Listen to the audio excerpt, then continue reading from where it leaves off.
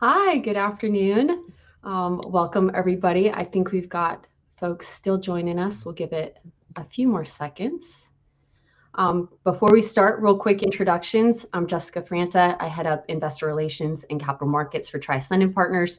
I am joined today with our esteemed CEO, Mr. Josh Shine, and our esteemed Chief Operations Officer, Mr. Steve Sless. So there's the three of us today. We're really excited. This is going to be a broad-based discussion, Trius Partners year in review, both our business specifically, and then a broader conversation about real estate, the United States, and also, of course, how that impacts our business. And then finally, what we're most excited about as we head into 2026. So I think honestly, before, what's kind of a fun thing we do at Trius Partners is before each of our weekly meetings, we have a weekly leadership meeting. We do a personal and a professional best. So it can be something small, it can be something larger, it can be an effort you've been working on all year, or it could be simply that you got all your workouts in for the week. So with that in mind, we thought it'd be something fun to do for this webinar today. I'll kick it over to Josh. What is a personal and professional best, maybe as it relates to the year in whole, and Trius Partners? Welcome. Thanks for having me here. Thanks for tuning in. For anyone who's tuning in today, happy Friday. Happy Wednesday. Sorry, it's been a heck of a week. It's been Happy a week, Wednesday. Josh. My goodness. so good to have everyone on here. I think we're just really happy ending the year on a really positive note. It's been a really good year, a productive year, and a good growth year for Trius Lending Partners. Right, as we continue to scale the business, our key to success is sort of like slow and steady wins the race. Right. So we don't try to do some crazy extreme high speed 1,000-mile-an-hour race. We want to sort of walk before we run, and if we get to the running pace, it's sort of at a regular pace, if you know what I mean. And not going crazy, making sure we understand what we're doing, safe for our investors, safe for our borrowers, not taking on more than we can handle. And so as we've brought on new people and scaled the business, grown the business, we've just always been cognizant of right sizing and making sure we can handle the volume, we can handle the intake, we can handle the new people, the whole bit. And that's I think really important. I think that's a real major part of the success story for the year. What's your personal best, though? You just did your professional. You got to do your personal, Josh. Personal best. Yeah, I have been doing a good job balancing work and life, and doing a good job with getting out of the office and doing vacations, and also working hard the rest of the time. So I'm happy with that balance I've been able to set for myself. That's a good one. Steve, what would be both your personal best and your professional best as Yeah. COO? Yeah. So I think the personal best for me is easy. We just got back from Disney and I survived. And we survived. My wife and I took our three girls, 9, 7, and almost 2. It was intense. It was intense. It was Disney, which is always intense, but we had a great time. Overall this year, family's happy, everybody's healthy, kids are growing like weeds, they're doing great in school. Sort of all you can ask for personally. And professionally, I'm really excited for 2026. We'll get into some news headlines and some challenges that the greater real estate market is experiencing and that we're certainly seeing here, but we have a great team in place and we're well positioned. We have one of the things that I always get excited about. We're a company that runs on EOS, Entrepreneur Operating System. For those that aren't familiar, and every beginning of the year, we have a 2-day offsite retreat where we go to a hotel, get away from the office, and we just bury ourselves for 2 days and work on the business and get out of the business. And those are always invigorating. You leave those and you're just energized. And we're doing it at the very beginning of the year, and that's going to set the tone for the rest of the year to come. So I'm super excited about that. Nice.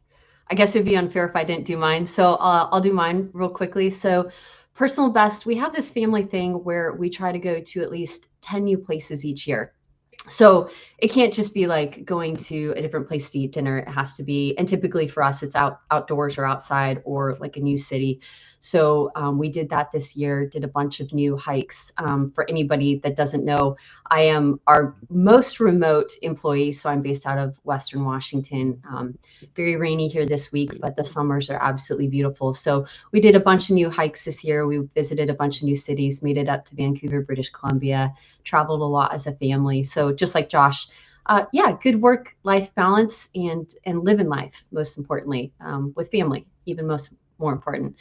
Professionally, especially, heading up investor relations, really professional best, I would say, is actually gratitude. So as it relates to investor relations and growth, in particular, investors growing with us, so growing their investment with us, referring new investors to us. We're a really relationship-based company, and that really extends to investor relations in particular. So most of our investors are either, referral-based or, organic, going back decades with Trius Lending Partners and our original founder, Mr. Steve Bond. So I'm just incredibly grateful for the support from our investors, and both their growth with us and as they've continued to refer people our way. We are, and we'll get into this more, but we're always fundraising because we have had a really successful year. So we're always looking to continue growing in that aspect, which is interesting. So, with that in mind, since it's been such a successful year, it's also been a really interesting year, right? As it relates to real estate. Josh and I do webinars at least quarterly. And one of the ones we kind of do it's, trending topics, what's happening in the market. And you can't really have that conversation without talking about news headlines. News headlines, of course, dominate a lot of what's, we both nationally and locally. And so I guess a couple of things. So I apologize. I kind of want to actually back up because before we kind of get into news headlines, and I got ahead of myself because of the growth, we should probably kind of quantify that. So backing up a little bit, I apologize. I'd like to actually kick it over to Josh to talk about some of the numbers for Trius in 2026, and more specifically, what that looked like, how we're ending the year, and our numbers. If we could actually go back to that, I apologize again. Yeah, I no, thanks, Jess. As I said before, we've done a good job with sort of steady, consistent growth, right? And so a lot of people would say that yearly growth of 27% is not really slow necessarily, but we think it's sort of steady, right? There's a lot of companies out there in different industries, and there's companies sometimes in our industry as well, regionally, nationally, what have you, who are growing 50, 80, 100% a year. We're intentionally not growing that way. And as I said a few minutes ago, sort of slow and steady, sort of consistent, making sure we can handle what we do. So you can see on the chart there right in the middle of the screen, we obviously are growing our volume on an annualized basis, but it's manageable, and that's really important for us. That growth, having said all of that, is that growth has resulted in us being on the Inc. 5000 list for 4 years in a row. Really impressive accomplishment, really tremendous growth compared to peers in all sorts of industries and all sorts of businesses around the United States, all small businesses, non-public companies that are growing at a really good rate on an annualized basis. So we're really happy to be there 4 years in a row. Not sure if we can get 5, but we're going to keep trying for it.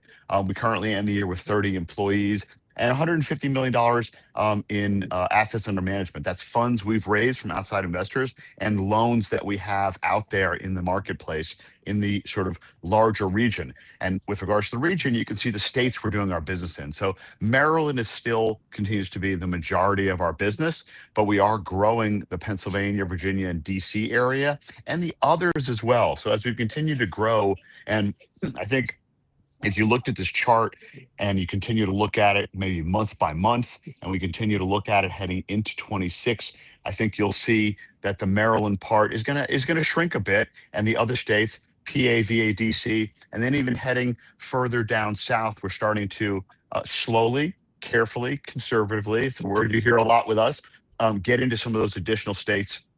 We want to do a little bit more in Virginia, PA, and DC. We want to do a little bit more in Delaware, and we certainly want to do a little bit more in the Carolinas. Both North Carolina and South Carolina continue to be projected to be tremendous growth states for real estate, for growth in population. Just a lot of really nice things happening down there. It continues to be on a lot of those charts for where a lot of people are moving to and where there's opportunity to buy, invest, and do things like that. So we want to be in those markets as well. So we see the Carolinas, a little bit of Tennessee and Georgia as well, potentially a little bit in Florida. So sort of taking it down the East Coast where we see the opportunity for us and for the business, not really heading up north. There's an enormous amount of competition and just a lot of players already in that sort of tri-state, New York, New Jersey, Connecticut area and into New England. So we feel that heading from Maryland south is the better move for our business. So we think we'll be able to continue to grow at a really nice rate, continue to take it sort of one step at a time, grow those assets under management slowly but surely by diversifying geographically. And that's good for our investors, good for our borrowers, good for the staff, good for the company as well. So really excited to head in that direction. Awesome. I'm curious, Steve, like, Josh just covered a lot of headlines. I'd be curious to hear your thoughts on maybe one or two of those. Do you might find most exciting, especially as it relates to the operations part of our business, the lending, and kind of where you think all the opportunities are amongst those numbers? Yeah, yeah. It's funny. It's the first time I'm seeing that slide, and I know the numbers, but seeing them, I'm standing here, and it just makes me really, really proud of every single person, all 30 team members that have put their blood, sweat, and tears into just delivering this year, right? Our whole entire team has delivered. That 150 AUM number, right? Just a few years back, that number was a whole lot smaller. And Jess, I mean, kudos to you and Josh for all that you do to support our investors and to continue raising funds, because that's the lifeblood, and our investors are the lifeblood of our business. So really proud of that number.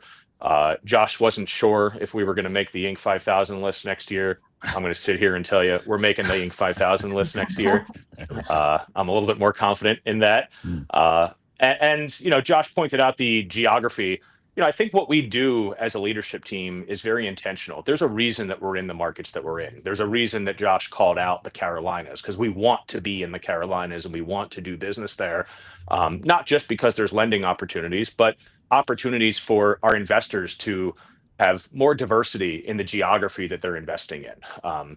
And that's important to us as well. So we're always looking for good, clean, safe loans in great areas of growth that we can lend on and feel great about lending out the money, but also that we can continue to deliver the consistent, steady, reliable returns that we do to the investors.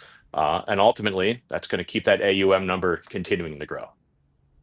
Yeah, awesome. I think I kind of pivoted, and I feel like I'm doing a little bit of a tennis match here, but I think you brought up some things, and we previously mentioned that, beginning of 2026, the leadership team does this 2-day offsite. And so with all that in mind, in particular, Steve, you'd mentioned, these areas of growth that we're excited about, the Carolinas. I am, of course, personally a huge advocate for Virginia. I would love to see Trius Lending Partners grow in Virginia. And I think we get to present a couple of our new additions to the team a little bit later on. But, Josh, in particular, do you have any highlights as we move into 2026? Any particular specific efforts or things that we're looking to do to support like those specific areas of growth? I think just obviously more attention and time in the marketing effort down there, right? So Steve, our new head of marketing, Josh, there's going to be a lot of time, attention in trying to make inroads down there, establish relationships. Our brand works because it's relationship building and it's being responsiveness and reactive to our clients. If someone goes and reads our reviews, we always make an effort internally to read and review and look at all of our reviews on a regular basis. If you read them, they talk about people who pick up the phone, people who answer questions, people who respond in a timely manner. And, you say those things and you think, well, doesn't everyone do that? And the reality we all know in our worlds, in our lives, that not everyone does do that. And so by doing that, we do set ourselves apart. And the key is to do it consistently on a repetitive basis. And we do that consistently and on a repetitive basis. So bringing that sort of brand, that style, that approach to business to those newer markets for us is really exciting. And I think we can really gain attention, help real estate investors with someone, for lack of a better word, sort of holding their hand through the process. Whether you're new to real estate investing or more experienced to real estate investing, we do a really good job holding that person's hand, whether it's a residential fix and flip, residential fix and hold, or a bridge loan for a commercial property, a small strip center or a standalone pad site or what have you. We're doing a good job working with the borrowers, still being flexible, easy, and quick in making decisions. That's the key too, right? People still need to rely on a partner to get things done quickly and easily. And I think that's really what we're great at. And we're going to be great at it down there as we're great at it up here. And I think that's going to really resonate with people at the local level in those markets. That's awesome. Yeah, 100% agree. We aren't going into it obviously today, but here at Trius Lending Partners, so we have some key core values, things that we just hold above all others, and we're very much one of those key core values is that we're relationship based. That of course extends to both our relationships with borrowers and definitely from my perspective, our relationships with our investors. And I think that's been a key part of our business in 2025. To Josh's point, I fully believe it'll extend into 2026. And I think it's also been an area of strength as we've dealt with a pretty interesting real estate market in 2025. And so actually now I apologize earlier, I'd gotten ahead of myself because I'm the team nerd. So everybody has one and I'm it. That's I true. love real estate news. I cannot help myself. And so I'd gotten really excited. But if we can, as it relates to our core values and our strengths and what we bring, I think an interesting part of the Trius story for 2025 as part of our year review is how we've handled some of what's occurring in the market, especially as it may relate to our business in particular. I mean, the biggest, all real estate is local is a pretty well-known saying. But however, I would argue that you also cannot escape the larger market conditions, which, I, again, would happily speak to probably ad nauseum. But real quickly, before anybody sets me loose, Josh, I really want to hear your take and your opinion.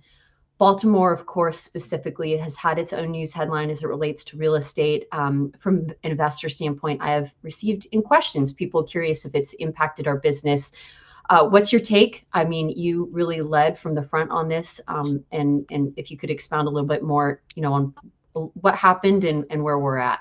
Yeah, so obviously it's the biggest story within the sort of private lending industry coming into the end of 2025. Certainly the biggest real estate investing story in the local regional marketplace here in the Maryland region. Look, straight up fraud, right, is what the story appears to be, and people that take on more than they can handle. Having been in the mortgage business for 25 years, those are really common old stories that we've heard over and over again. Fraud, whiteout, whatever the reasons are, and whatever drives people, greed drives it, but whatever drives people to be able to figure out how to enable a fraud. And then people that really essentially, sort of get out over their skis. They take on too much, they build it too quickly, and they get into trouble. There's a large developer on the commercial side downtown in Baltimore that's also been dealing with that same kind of situation. So for us, we were sort of smart, careful, and nimble in that we had already been extremely cautious and careful in Baltimore City. We had avoided working with the people, players who were involved in this. That was intentional on our part. And a lot of this had to do with the refis that they did after being in the private lending side, which is the debt service coverage ratio refinances that they got out of. And we also were not doing those in Baltimore City either, which was also an intentional decision that we made to sort of proactively think about where we want to be doing these types of loans, what kinds of loans we want to be doing, the kinds of people we want to be working with, the credit quality of those borrowers, et cetera. So we were smart and had the foresight to sort of step out of the way of this sort of bullet that was coming our way. But putting that aside, the bottom line is it hurts the city, it hurts the state, it hurts the industry, and that's bad for everyone. Okay, it doesn't help values, it doesn't help real estate investors, and this is how a lot of these cycles go. Unfortunately, is a few bad apples ruin it for a lot of people. Ruin it is sort of a big word, so I want to say maybe make it really uncomfortable for us. So it's challenging in Baltimore City right now. The values are challenging as a result of this happening. People are being impacted and harmed by it. It's sad, it's bad, it's unfair, it's not good. Having said that, it is important as we continue to talk about those other areas we want to expand into geographically. There's a whole nother world out there. We care about Baltimore. We're very heavily invested in Baltimore with loans, with real estate, with relationships, and we're going to continue to be committed to Baltimore as a lot of developers and a lot of people are over the long term. But I'd be lying if I said we're still both feet in. We are very cautious. We are being very careful on the sidelines with the kinds of deals and opportunities we're doing there. We'll continue to be that way until we see some of the smoke clear and sort of things thaw out a little bit with regards to what the market's going to look like and what values really are. Long term, Baltimore's still Baltimore. It's got great medical, great institutions, schools. The universities are incredible. The businesses are incredible, right on the water, the port, et cetera. But real estate wide, it's still going to be, I think, a challenging 2026 for the Baltimore City marketplace. Having said that, the rest of the market, regionally speaking, I think will be less impacted by it. Baltimore County and the surrounding environs throughout the state of Maryland will be very minimally impacted. I don't think much of it will spill out at all to those other areas. And then I was with someone this morning, we were talking about the amount of business there is in Virginia, just around the corner from us, right? And Jess, you mentioned Virginia, right? It's a healthy market. They're doing incredible things. They're growing. There's volume. There's real estate. There's buying. There's selling. There's flipping. There's development. There's all sorts of great things. So it's important, if you're someone who does do a lot of work in Baltimore, um, keep doing that work. Be careful. Be smart. Do the math on it. Be patient. Make sure you have the pockets to ride this thing out. But realize there's another world out there. And so we run into a situation where a lot of us internally at our organization and people that we talk to, because we do a lot of business in Baltimore City, say, oh, it's so awful, it's so rough. It is. I'm not downplaying that at all. But it's important to recognize the bigger picture for what's going on in the broader industry, which is there's a lot of business out there and a lot of a larger marketplace out there. There's a whole country out there, and if we only consider the East Coast that we're heading down, there's tremendous opportunity for real estate investors, tremendous opportunity in the real estate and housing market, residential, commercial, what have you, in those areas. And we're excited to be spending more of that time and effort getting into there. I think that'll be a safe, smart move for us, and I think it'll help for the industry as well. I love it. I love it. Hey, we're actively fundraising, and if you're a borrower in Yes. Virginia, North Carolina, South Carolina, we're here for you. It's interesting. So, Steve, we've been talking a lot about the where, right? So where we're lending, where we think there's opportunity, but I'd be really curious to hear your opinion about like the what. And what I mean by that is the types of loans we're doing. So, obviously we do dominantly single family homes, but I think, and I'll let you speak to it, we've seen some other really cool businesses that our borrowers are doing as it relates to senior living, assisted living, rehabilitation, other facilities, maybe even small commercial. I mean, tell me kind of what you're seeing as relates that's newsworthy as it relates to the what types of loans. Yeah, I mean, Jess, you mentioned foresight, having the foresight of reducing our exposure in Baltimore. That decision was made a year ago plus, right? Stuff didn't necessarily hit the fan, so to speak, in Baltimore City until late summer, early fall. So I think kudos to our team. Josh was the dominant decision maker in saying, "Hey, Absolutely. there's something going on here. I don't like it. Let's make a pivot." And for us, that pivot has been not only geography, but the diversity and types of properties, like you mentioned, Jess. So we're seeing a lot of opportunities in the small balance commercial space. That could be a small strip center, that could be a restaurant, that could be a condo conversion.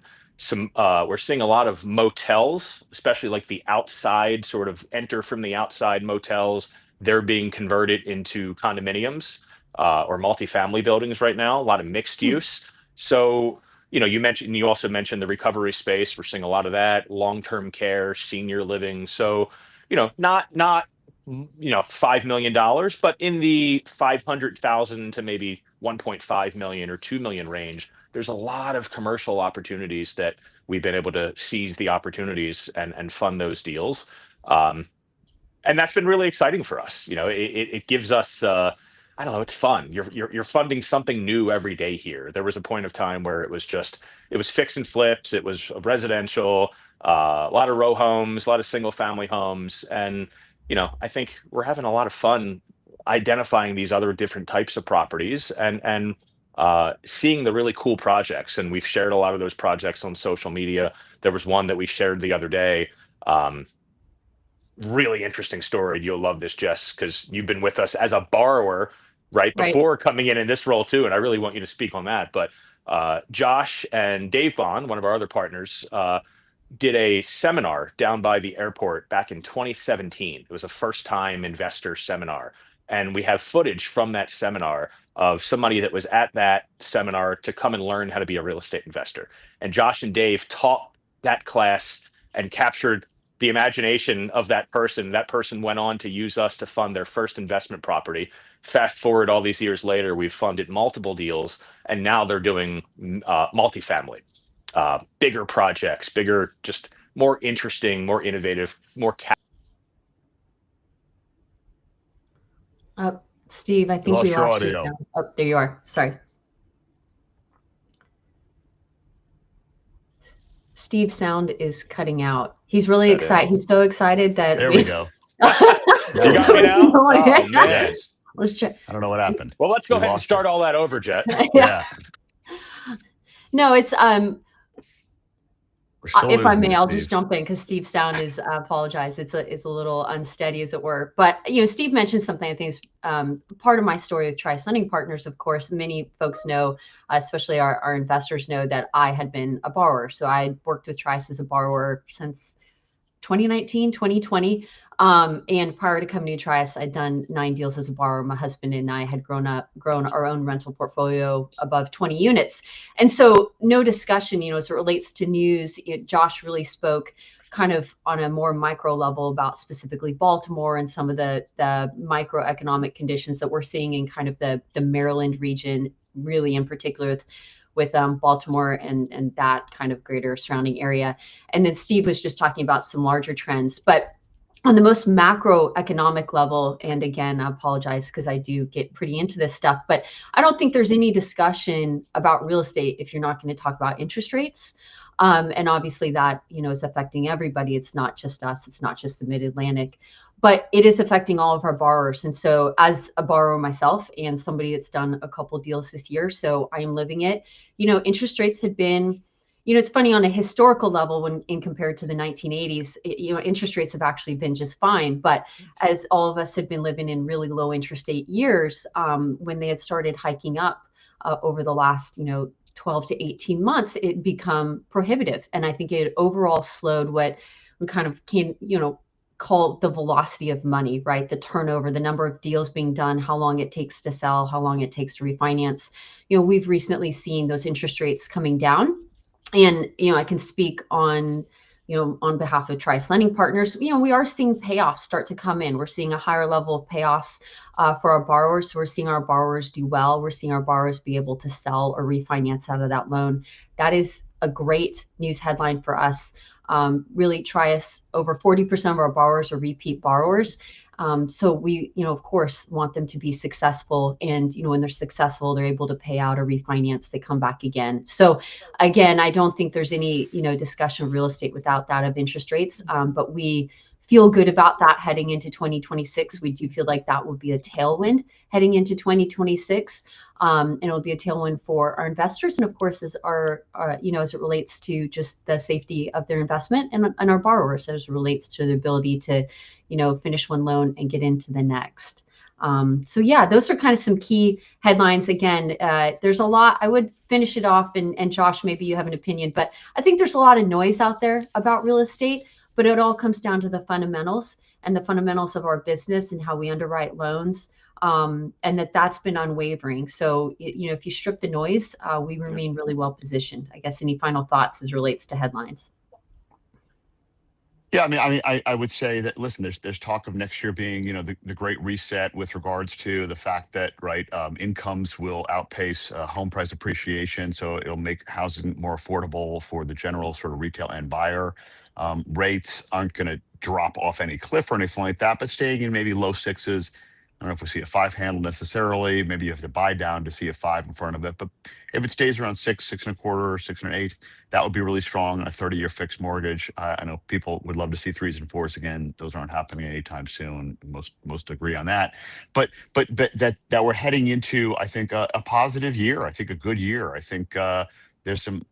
Again, there's always economic headwinds. There's always economic uncertainty out there. There's AI. There's a lot of things happening in the world. But for every negative comment you can make on some of those, there's a positive comment on it. So more and more people understanding and appreciating using private lenders for borrowing money. That's a good thing for everyone. Quick, easy access to capital to fund real estate investing. Real estate has its ups and downs, has years when it appreciates very little or flat, has years when it appreciates 4 or 5%, and has years in marketplaces that appreciate a lot more than that. And that changes and varies. But at the end of the day, it does still appreciate over the long term. And having a first lien mortgage on a property is a really good, safe thing for our investors and for us as a company and for borrowers as well. And real estate investors, real estate is still the name of the game, and still over the long term, one of the best investments in the world and one of the best investments in history, period. And that's really indisputable. I think that's where I would come back to with regards to the headlines is there's always a million headlines out there. You can spend days, weeks, and months analyzing some of that stuff. But at the end of the day, it all still is good and it all still makes sense. We all get scared by what does AI mean and what does this mean and what is the change in the industry or the world or the economy or rates or this, that, whatever. we all get that people need places to live. They can't all afford to buy them, so they have to rent as well. So whether you're flipping or holding and doing a rental strategy or both, those are great options for a long-term wealth creation model. Period. End of story. And I don't think you'll find really anyone who would disagree with that. Even if you've been in Bitcoin and been in Tesla and been in Nvidia and had a great run, you've seen the volatility recently, which causes a lot of fear and a lot of uncertainty. So you sit back and you're like, there's sometimes volatility in real estate too, but you know where it goes at the end of the day and you can understand it and physically see the property. And I think that's stronger than watching on CNBC a stock chart for a company you have nothing to understand or really know what's going on behind the scenes. Yeah, you brought up a good thing, and again, we could be here all day talking about news, but as we kind of start to wrap this up, things that some people might feel intimidated or threatened by, and you mentioned AI. I would say AI technology is actually something that excites us here at Trius Lending Partners. It's an active conversation, amongst leadership. How can we use it better? How can we make our business better using technology and AI? How can we make it safer for our borrowers and our investors? I guess, Steve, hopefully if we can get your sound going, I'd be curious to hear, as it relates to 2026 and kind of wrapping up, what are you most excited about? We've grown the team, we've been using technology better. Are there any things you'd particularly highlight looking forward? I mean, certainly the AI and automation aspect of our business. How do we continue to deliver on our value proposition, which again is we're fast, we're flexible, we're reliable. How do we become more fast? How do we become more reliable, right? And a lot of that, the answer is better automation and more robust use of technology. How can AI help us to underwrite a deal quicker, analyze income quicker, model out valuation charts quicker and more efficiently? And the answer is AI. So it's a big initiative for us. It has been a big initiative for us and will continue to be in 2026. And I think it's going to give us a leg up on the competition and other private hard money lenders. We believe in it. We're not scared of it. And we believe that it will move the needle for our business in a big, impactful way. We lost Steve's sound again. Josh, any Yeah, predictions or anything you're particularly excited we about, lose Josh? Steve's sound. It's an automated AI input there that doesn't allow Steve to talk too Right. long. It's Yeah, it just cuts him off. the We gods he have I'm didn't back. spoken. realize it. Yeah, we cut him off. The gods, IT. Anyway, all right, Can you moving hear me on. now? So wrapping up. Yes, we can. So final thoughts for me, I would say is look, we're it's been a tremendous year for us. We've really done some exciting things and had some really tremendous growth. We love the team that we've built as we've continued to right size the right people in the right seats, doing the right jobs. We're continuing with better use of technologies. We continue to try to grow the business and help service our clients better and a better place for employees, borrowers, investors, all of the sort of, I guess, stakeholders in our business, so to speak, really making sure they're getting great communication, having great access to technology to make everyone's jobs and lives easier and better, and allow us to be really super efficient with incredible service and attention to detail across those same stakeholders, right? For everyone we talk to, everyone we service, both internally and externally. And so we're excited to be able to do that in 26. I think it's going to be a really exciting year. I think tech will be probably one of the big stories for the year. The tech story will be the big one. It already is in the entire world. I think it will be for Trius as well. Better use of tech, better automation. And I think it's a good thing for the company. It's a good thing for growth. I think it's a good thing for continuing to scale up the business. We're not a company that has 5,000 people, 500 people, or 50 people where we're going to say, oh, we're going to replace people with it. It's just supplement and allow us to continue to grow at the scale we're growing at and do it with a great, incredible core group of people that we have that can be incredibly efficient, incredibly productive, and hopefully make everyone's jobs a lot easier and better. And again, those borrowers, investors having better experiences as well.